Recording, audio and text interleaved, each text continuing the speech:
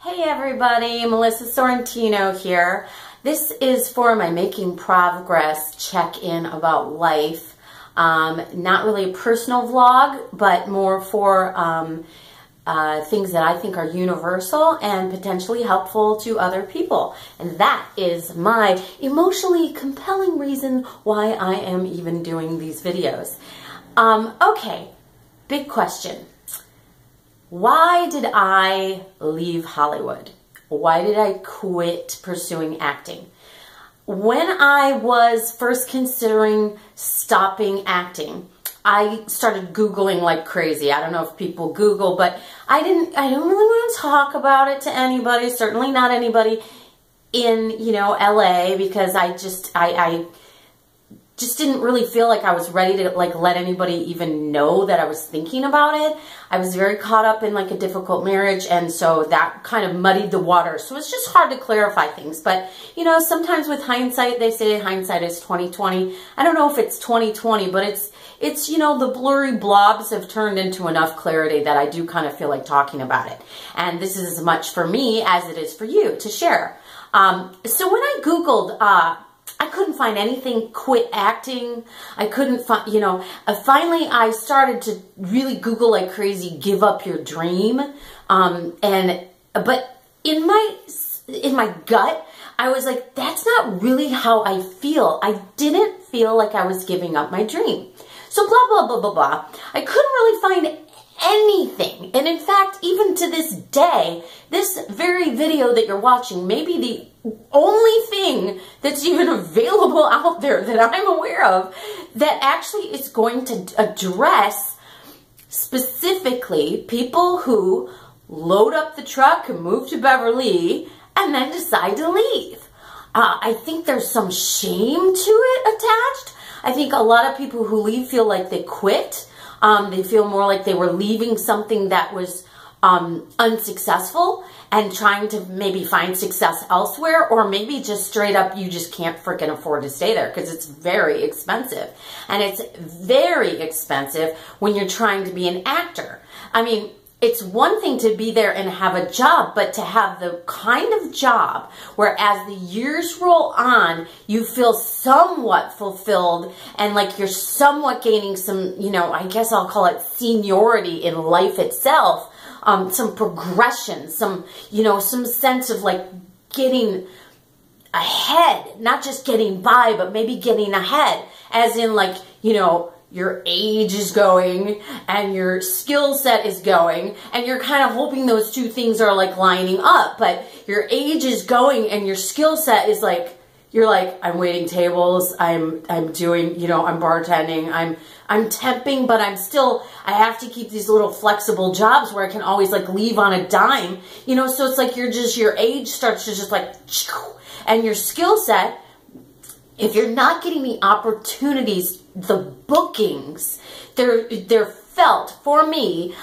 like there was kind of a ceiling on my skill set, and I was like, the only way that I can progress in my acting chops is if I start really getting some roles to sink my teeth into. I was like, I've done all the classes. I'm kind of like a grad of all these places. I'm in all the master classes. I'm in all that echelon, and so are a lot of people. But for me, I now in hindsight can see why personally I was able to leave.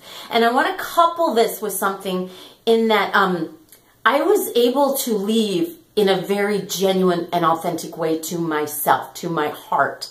And I may even go back at some point in my life because for different reasons now, because life rolls on and it changes and it morphs. But for me, it was a developmental reason. And I would love to say and have believed my whole life long that, I showed up on this planet as a self-actualized person, and I had a perfect upbringing, and I did everything right, and lo and behold, everything worked out for me. Well, it didn't. And so as life just started to kind of affect me, I started seeking deeper fulfillment. And when I began to seek a deeper, like a higher fulfillment of like a spiritual fulfillment and a deeper fulfillment of digging into my own networking, my own framework, I started to recognize some things. And due to the way that I personally was raised, I think I ended up way more in the codependent end of the continuum, where I was rather disconnected from my own emotional life. And the harder life got for me, specifically when I got very sick, I really detached emotionally, because that was like a survival instinct that was probably developed on a very young age. Because, you know, when you're in a young age and you're in some situations that are really rough to handle, it's just it's like a natural sanity thing that your mind evolves in a way where you're able to really, they call it disassociation. I don't know to what level I had all that stuff, and I'm not going to tell you guys all my, you know, all my private business, because that's just fucking weird. But point being, through my acting and improv experiences, I was able to connect to myself on such a deep level that life became, for me, my outward picture was much simpler. And I felt very differently about pursuing acting. It caused me to reflect on, you know, if you're kind of like into Christianese, I would call it like that acting for me was an idol, you know, IDOL, like I was worshiping it. And when I started to recognize that, and you know, there's a different version of it, but like I had a wake up call that was like, if I can't be happy without the career success, there's something wrong with that. And I think when people have that inner substance, that sense of self or whatever it is, I think that they don't necessarily probably have the same experience as me. But I have noticed, and I'm absolutely never going to name any names, but a large percentage of my cohorts there in LA had a similar thing going on. You know, this is just me like lay diagnosing, but there were a lot of similarities with a lot of us. And it's like, there's nothing wrong with that. You know, we seek to fill our empty places. So what happened is I was able to attain a level of kind of fulfillment that caused my pining desire for that acting thing to work out to really be reduced to where I was like, you know, I actually feel pretty good just sitting in a room.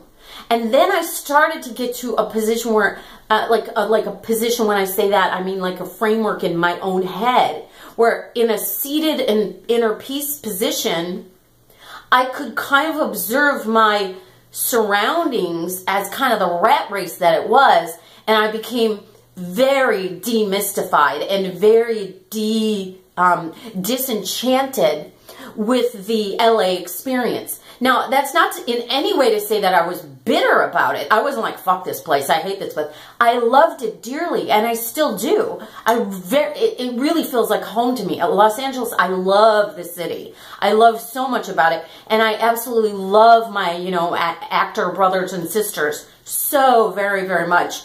So much. And I really connect.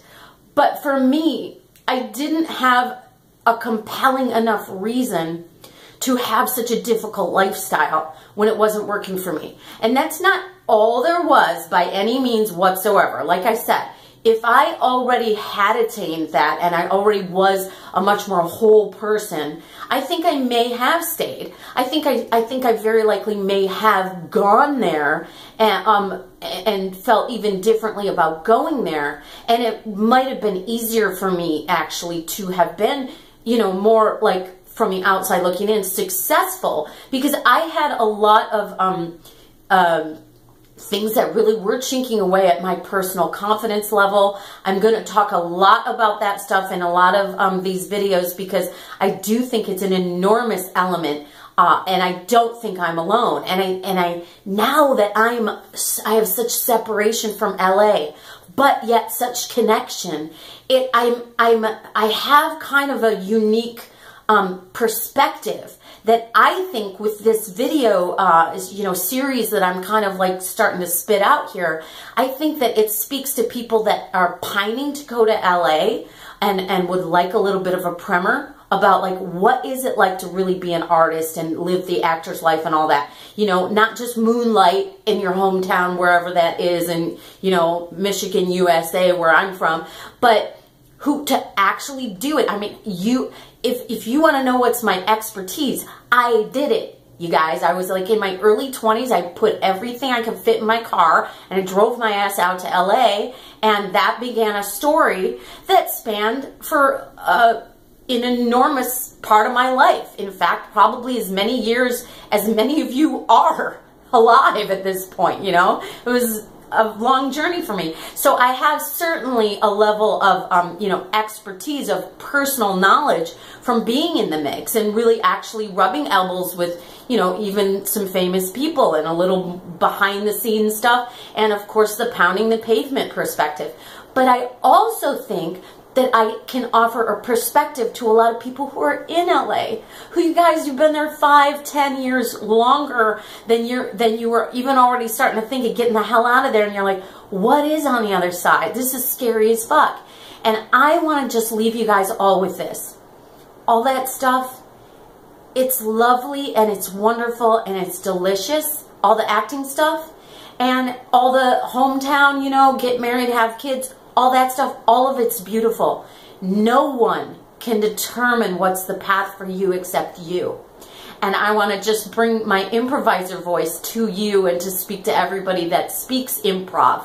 And it's this: it's going to change moment to moment based on working off of the moment that's being presented to you. So just trust that, because what I've learned, and this is true, is I've been through some shit, and some stuff maybe I don't have a lot of stuff I could write on a paper, but I'm not kidding you guys. I have a level of inner peace that is absolutely, it's immovable at this point. I mean, I could walk out the door right now and get hit by a truck and I'd be like, oh, well, that's kind of a bummer. And, I would die kind of smiling, thinking of all the wonderful things about the moment that I'm in. And it's not to let go of, mistakes of my past, that I feel if there's anything I can do to resolve any of those, cool, I want to, and I have done a lot of that. And what I'm going to do in the future, I'm a planner and I'm still being responsible to the things I need to take care of. But what I really live for is right now. Okay? Thank you so much for spending time with me today. I hope you guys have an awesome day, living in the moments of your life and always connecting all the way up and all the way down into your gut and really walking in that inner peace. Okay, take care. Bye.